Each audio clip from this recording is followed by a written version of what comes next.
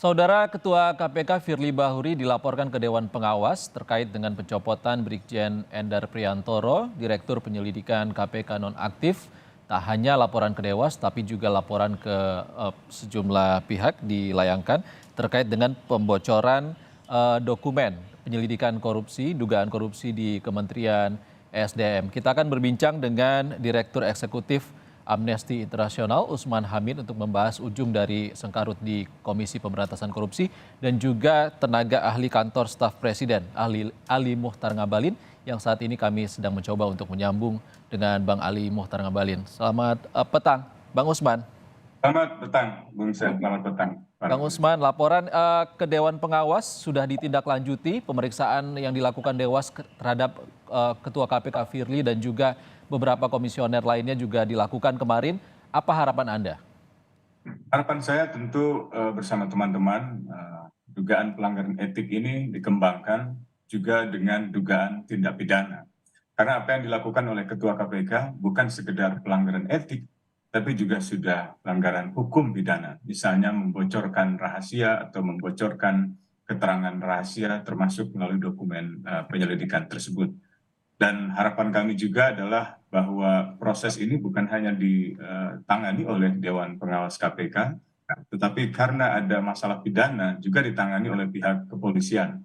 Dalam hal ini saya kira kepolisian perlu menerima laporan-laporan itu dan membuatnya ke dalam laporan polisi menjadi LP sehingga bisa diproses di dalam penyelidikan dan penyidikan lebih lanjut.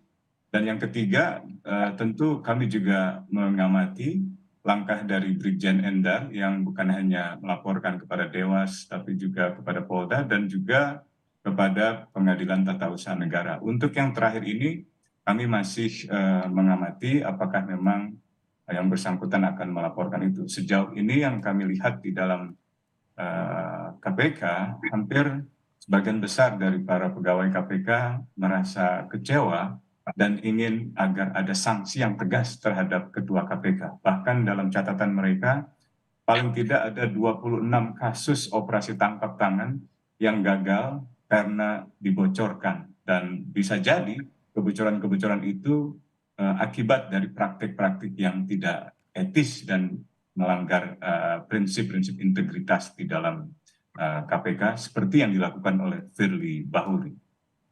Kalau informasi yang disampaikan oleh Brigjen Endar Priantoro, dokumen yang dibocorkan itu bukan terkait dengan tunjangan kinerja di Minerba ESDM, Bang Usman. Artinya dia mengatakan terkait dengan izin usaha pertambangan di ESDM. Apakah ini adalah dugaan membatalkan OTT berikutnya dari KPK?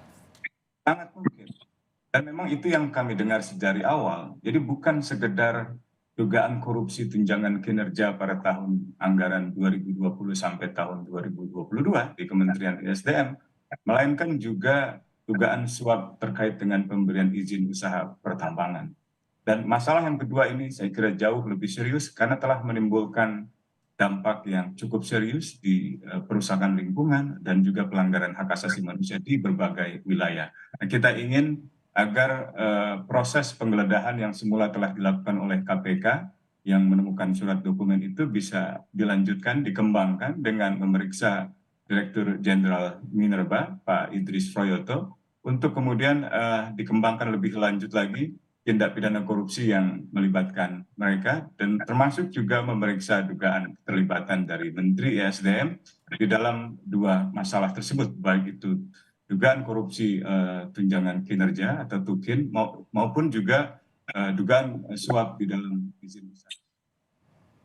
Oke, Bang Usman, kita sudah tersambung dengan tenaga ahli kantor staf Presiden Ali Muhtar Ngabalin. Selamat sore, Bang Ali. Selamat sore, Assalamualaikum warahmatullahi wabarakatuh. Man, puasa. Warahmatullahi.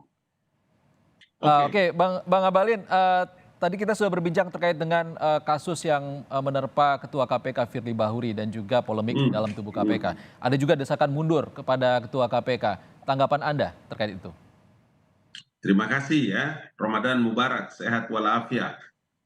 Pertama yang saya ingin menyampaikan itu bahwa langkah-langkah proses yang sudah diajukan oleh Bang Usman dengan teman-teman termasuk pimpinan KPK, para penasihat, dewas dan lain-lain sebagainya. Itu udah benar itu. Kalau diduga ada pelanggaran dengan dokumen yang ada, itu benar. Jadi langkah-langkah itu sudah dilakukan, oke. Tetapi kalau langkah-langkah ini diikuti dengan narasi, kemudian ada diksi tentang tuntutan untuk segera diberhentikan, kemudian pengunduran diri dan lain-lain, menurut saya pertama kita tidak mengedukasi publik bagaimana orang menyampaikan pendapat di ruang publik. Yang kedua, ini dilakukan oleh orang-orang terpelajar, orang-orang yang pernah terdidik, orang-orang yang pernah memimpin lembaga-lembaga hebat ini.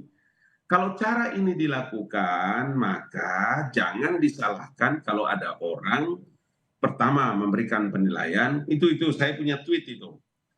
Ini ada semacam post power syndrome. Yang kedua, jangan memasukkan ada gerakan-gerakan baru seperti mengisyaratkan ada semacam kebencian, kemarahan kepada lembaga-lembaga tinggi negara seperti ini.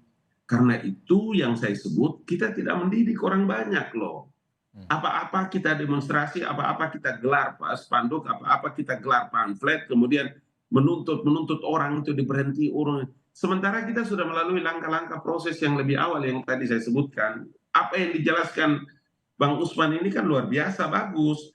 Jadi ada kita memberikan ruang untuk orang itu terpelajar, orang itu terdidik, orang itu teredukasi.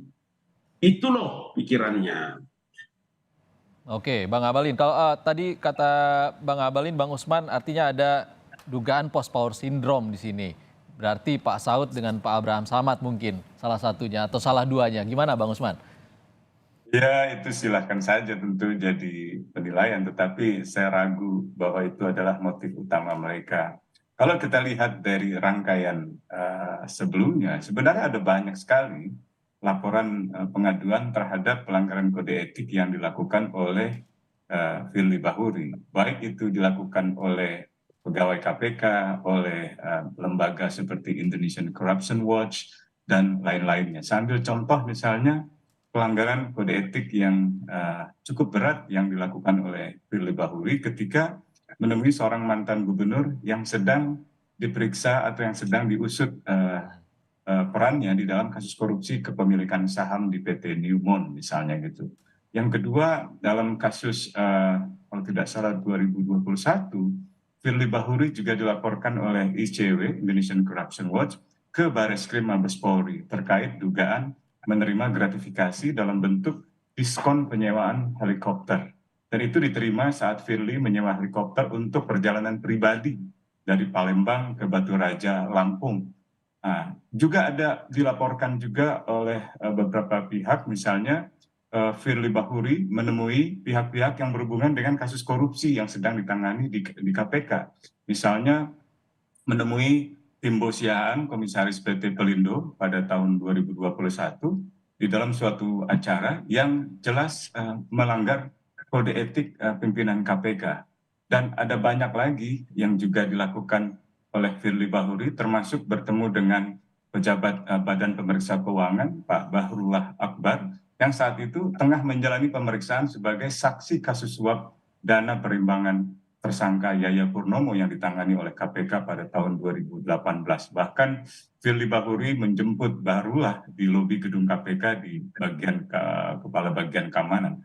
Ada banyak lagi yang sebenarnya bisa saya sebutkan dan itu sudah pernah disampaikan oleh berbagai pihak, bukan hanya misalnya mantan-mantan pimpinan KPK seperti Saud Situmorang atau Abraham Samad atau Bambang Wijayanto. Saya kira dalam proses pergantian kepemimpinan KPK tidak mungkin mereka menempuh itu dengan cara demonstrasi. Itu pasti harus mengikuti proses seleksi. Nah, ke depan saya berharap tentu seleksi KPK itu dibenahi, diperbaiki, tidak seperti seleksi yang terakhir yang justru menghasilkan pimpinan-pimpinan KPK yang tidak berintegritas. Total dari seluruh operasi tangkap tangan KPK yang dibocorkan secara sengaja oleh Firly Bahuri, menurut sejumlah pegawai yang kami kumpulkan informasinya, ada sekitar 26 kasus. Itu sejak April 2018, Oke. Juni 2019. Oke, Bang Usman, padahal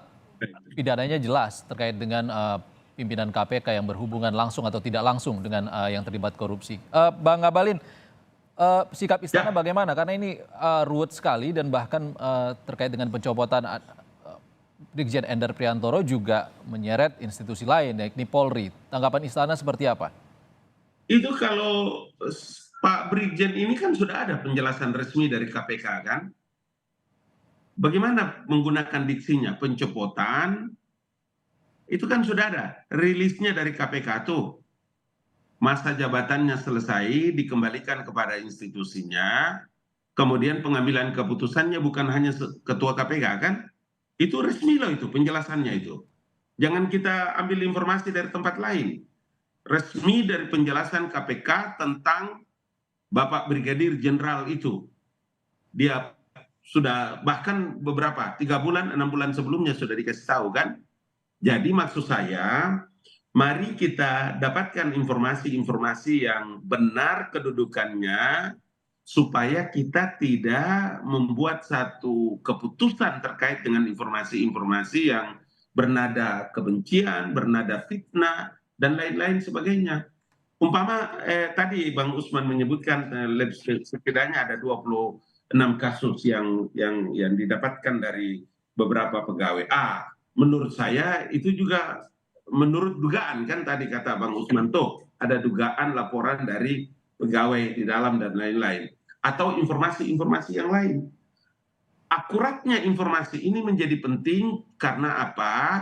Kita dengar baik-baik itu. A'udzubillahi minasyaitonirrajim. Ya kan itu ada firmannya in ja'akum fasiqum binaba'in fatabayyanu an tusibu qauman bijahalatin fatusbihu ala ma fa'altum nadimin. Check in recheck, tabayyun itu penting supaya jangan menimbulkan fitnah kepada orang lain dan kita mengambil keputusan itu menguntungkan diri kita dan menguntungkan orang lain dan mendidik orang lain. Karena institusi ini institusi negara. Terkait dengan baik. Pak Firly sebagai Artinya ketua itu. tabayun dan juga proses hukum yang sedang berlangsung harus Pasti kita tunggu. dari awal saya bilang itu Dinda, itu dari awal saya bilang. Proses terima hukum kasih. harus dijalani tetapi akurat datanya, jangan sampai orang dianiaya. Terima kasih Bang Ali Muhtar Ngabalin, tenaga ahli Kantor Staf Presiden, dan Usman Hamid, Direktur Eksekutif Amnesty International, sudah berbagi pandangan. Terima kasih. Terima kasih. Waalaikumsalam.